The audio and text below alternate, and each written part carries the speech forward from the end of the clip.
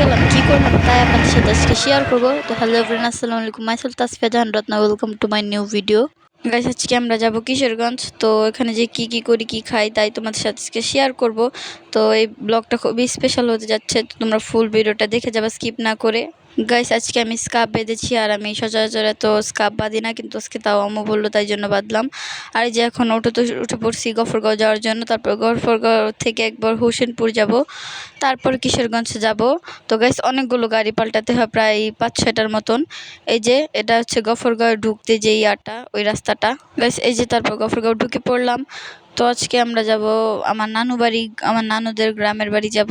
আমার আম্মু আর আমরা মোট 2 দিন থেকেছি ওখানে। একটা স্পেশাল ব্লগ হতে যাচ্ছে, খুবই স্পেশাল। তো তোমরা কে কে দেখতে চাও অবশ্যই কমেন্ট করে জানাবে। তারপর এখান থেকে আম্মু আম কিনেছে। তারপর গাইস, আমটাম কেনা শেষ, এখন আমরা যাব হচ্ছে যে হোসেনপুর। আর গাইস, এখানে কিন্তু অনেক গাড়ি পাল্টাতে হয়, এই জন্য আমার এত ভালো লাগে না। গাইস, এত গাড়ি পাল্টানো আমার পছন্দ না। তারপরে এই যে গাইস, এখন অটোতে উঠে পড়লাম, আর এখান থেকে আমরা ডিরেক্ট যাব হোসেনপুর। আর গাইস, এই জায়গাটা কে কে চেনেন, এটা হচ্ছে কিশোরগঞ্জ পুরান থানা।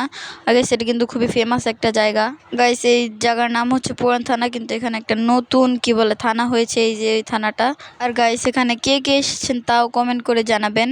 আর গাইস, আমি ভাবতেছি যে 30 দিনে 30টা ব্লগ দিব, মানে আমি স্কুলে যাওয়ার আগে কি করি, গাইস কিভাবে রেডি হয় তাই তোমাদের সাথে শেয়ার করব। আর তোমরা যদি এরকম ব্লগ চাও যে কিভাবে রেডি হই প্রতিদিন ডেলি ব্লগ, তাহলে অবশ্যই কমেন্ট করে জানাবা। গাইস, এই জায়গাটা কে কে চিনো, যারা নাকি কিশোরগঞ্জের আশেপাশে আছে তারা অবশ্যই চিনবে। এটা হচ্ছে গৌরঙ্গ বাজার। আর গাইস, আজকের ব্লগটা কেমন হয়েছে এটা অবশ্যই কমেন্ট করে জানাবা।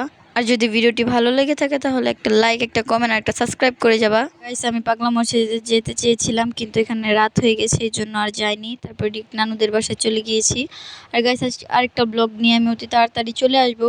আর গাইস, এখানে কসমেটিকের দোকান সবকিছু আছে। যাই হোক, সবাই ভালো থাকবেন, সুস্থ থাকবেন, আল্লাহ হাফেজ।